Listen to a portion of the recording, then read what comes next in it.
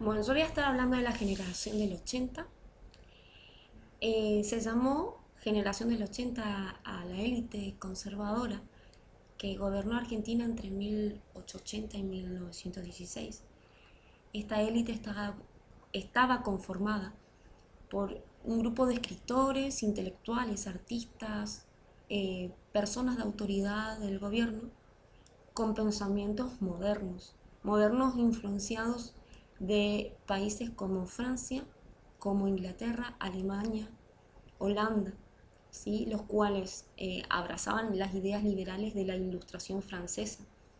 Esta élite tenía el objetivo, ¿sí?, de modernizar el país eh, para encaminar la economía de la sociedad, tener como innovación tecnológica, la producción industrial, un modelo económico agroexportador, también la conformación de instituciones estatales y una educación pública, ¿no?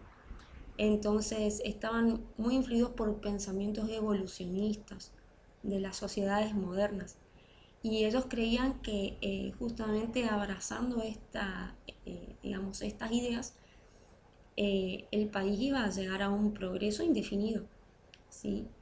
Eh, por lo que justamente para llegar digamos, a este país soñado, ellos necesitaban de personas que también puedan abrazar, ¿sí?, eh, este, este plan de progreso, personas que justamente puedan pensar de la misma manera. Pero ¿qué sucedía? Que se encontraban con las personas autóctonas del país, ¿sí?, los cuales ellos consideraban como personas no cultas, que no eran capaces de aprender, y menos tener una visión justamente de modernización o de progreso.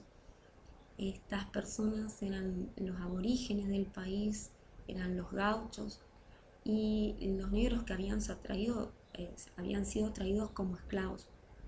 Eh, entonces ellos tomaron la posición de justamente esto, poder eh, sacarlos justamente del contexto, del camino, eh, por medio del asesinato, por medio justamente de la exterminación, como por ejemplo la expedición al desierto encabezada por Rosas, en donde eh, prácticamente murieron miles y miles de aborígenes en la Patagonia, quedando así mucho territorio argentino como para poblar. Seguido a esto, el pensamiento de poder traer justamente estas personas que eran aptas para justamente todo lo que ellos estaban proyectando. ¿Quiénes eran estas personas? Eran europeos, justamente franceses, ingleses, holandeses, alemanes, que ellos justamente querían que vengan a poblar este territorio, digamos, de la Patagonia y aún así traer justamente todos los conocimientos que ellos habían adquirido durante la revolución industrial. Pero ¿qué pasó?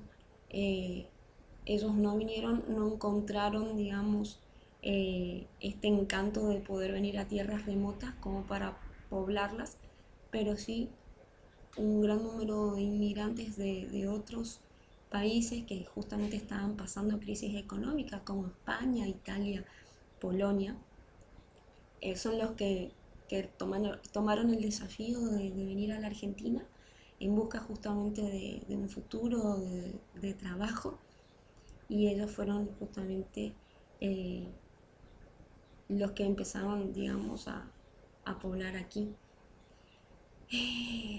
Pero también se encontraron, digamos, que con esta situación no solamente consiguieron mano de obra económica, ¿sí?, porque ellos necesitaban, para este progreso necesitaban personas que trabajen, eh, sino que se encontraron con personas que abrazaban su idiosincrasia, abrazaban sus creencias, traían sus nacionalismos, traían sus costumbres, su idioma, su religión.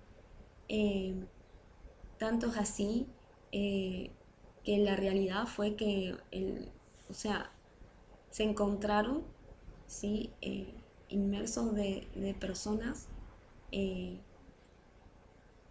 que no se iban a adaptar muy bien a todo lo que era el nacionalismo argentino. Entonces es como que se vieron en esto, en peligro de justamente de perder el, el carácter de nacionalismo. Más allá de que también trajeron ideologías como el anarquismo, el sindicalismo, el socialismo, ¿sí? Entonces es como que las clases dominantes se vieron, digamos, eh, es como en alerta por todo esto porque ellos no conocían lo que era una huelga, no, los argentinos en sí, el aborigen, el gaucho, el negro no se sublevaban contra ellos, sí, sino que eran más sometidos, pero ellos se encontraron con que a los inmigrantes no los podían someter porque ellos se iban justamente a manifestar. Entonces, eh, habiendo que el país se estaba desintegrando eh, en, en un mar de extranjeros, ¿sí? Que por ahí corrompían en sí, para ellos corrompían el idioma, y por ahí no respetaban los héroes de la independencia o no se emocionaban al ver la bandera o a cantar el himno, ¿sí? O volvieron a este replantearse, ¿sí?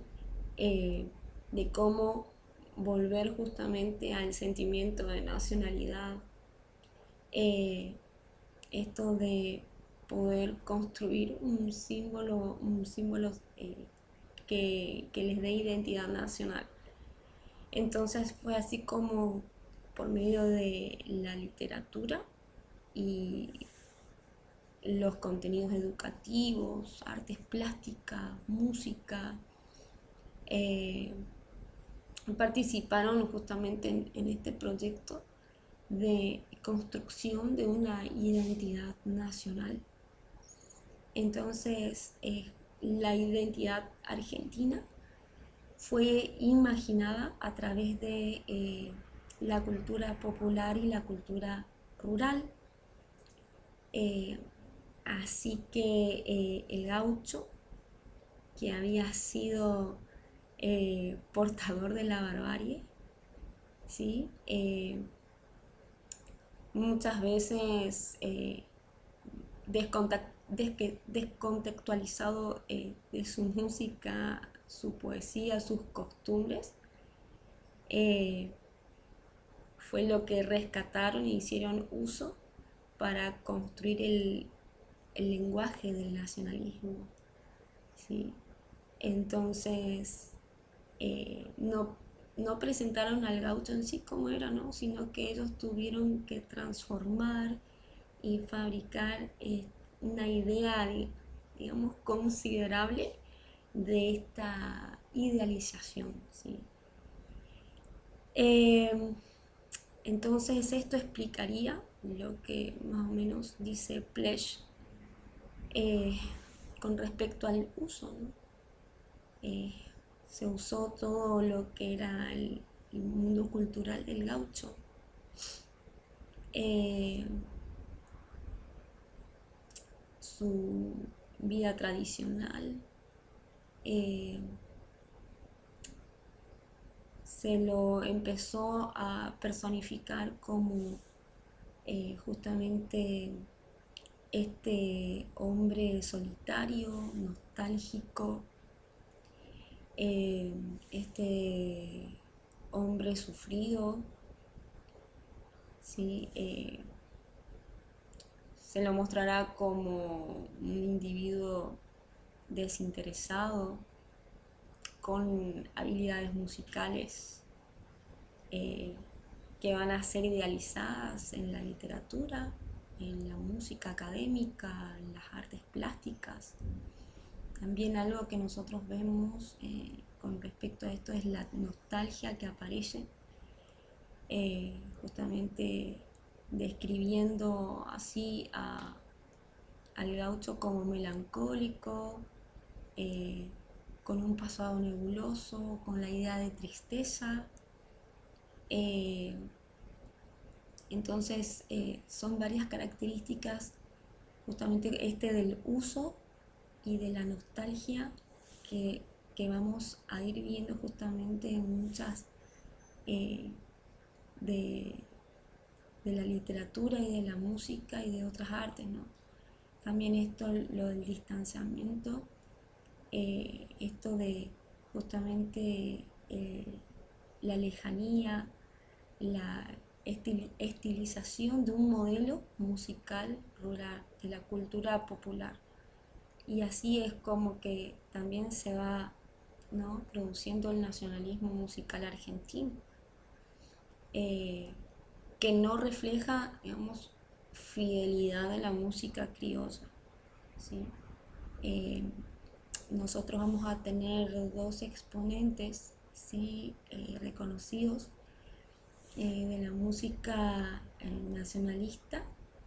Uno es Adais y el otro es Alberto Williams, el cual se lo llama el padre del nacionalismo, y son compositores, ¿sí? Justamente precursores de esta música, y van en lo que es la música académica. Va a tener también, esta música académica va a tener rasgos, ¿sí?, de expresiones nacionales, de expresiones folclóricas, ritmos de danzas del país, ¿sí? Como por ejemplo la Vidalita de Alberto Williams, eh, del siglo XIX, la cual voy a estar entonando un fragmento, eh, y dice así: en el alma mía no brilla el sol desde que te fuiste, desde que te fuiste no brilla el sol en el alma mía, en el alma mía. Y bueno, es así como justamente nosotros vemos todas las causas y consecuencias que produjo justamente esto, lo del nacionalismo argentino, como a raíz de todo aquello que esta élite consideró como ajeno, despreciable, inadecuado para la cultura de nuestro país, ellos tomaron después uso de eso para hacerlo justamente el símbolo de la Argentina, ¿no? Así que, bueno, eso es más o menos lo que puedo exponer. Muchas gracias.